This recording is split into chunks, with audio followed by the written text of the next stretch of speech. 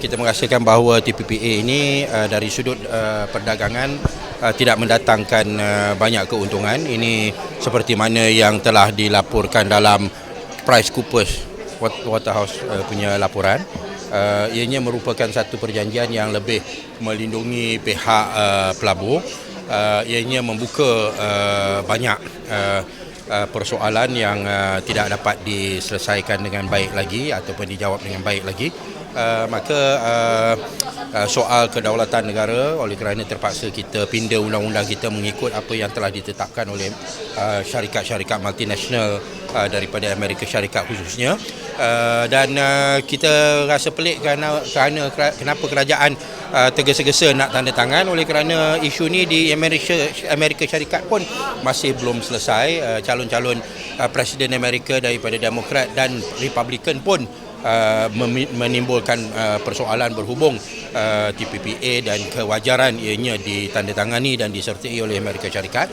Lalu kita rasa bahawa ianya boleh ditangguhkan dan dibenarkan satu perbahasan yang lebih menyeluruh di kalangan seluruh masyarakat. Tadi Tok PAS ni pun kata dah 30 bab, banyak nak dibahas, tak sempat nak dinyatakan setiap satu pada hari ini, dan kalau dia yang cakap sebagai menteri pun tak cukup masa nak bahas, kita apatah lagi. So saya rasa pada dasarnya kita rasa kita tak perlu kita tergesa-gesa, kita boleh tangguh dan kita boleh bahas dengan lebih mendalam dan lebih teliti. Pada dasarnya kedaulatan negara perlu dipertahankan, dan terdedahnya kita kepada ISDS itu pun memang merupakan satu perkara yang amat dikhawatiri, kerana ada beberapa kes di mana negara-negara yang disaman di bawah undang-undang ataupun perjanjian yang seakan sama telah dikenakan bermacam-macam bayaran yang dia kena buat. Ya.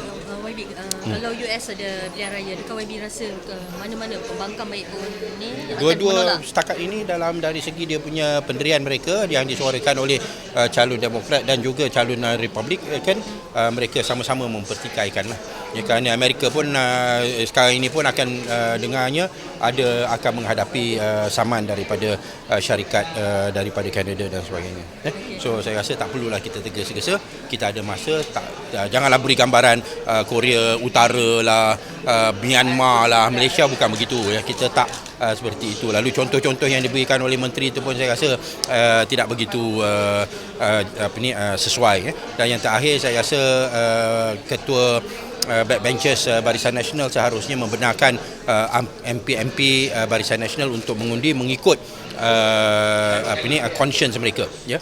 Apabila dikeluarkan arahan untuk toe the line, semua kena ikut arahan parti ketua whip. Ini menunjukkan bahawa sebenarnya ada pandangan yang berbeza, sehingga terpaksalah dipaksa pada semua ahli parlimen Barisan Nasional toe the party line. So saya minta ketua backbenchers membuka dan memberikan semua ahli parlimen Barisan Nasional untuk mengundi mengikut conscience mereka masing-masing. Okay? Terima kasih.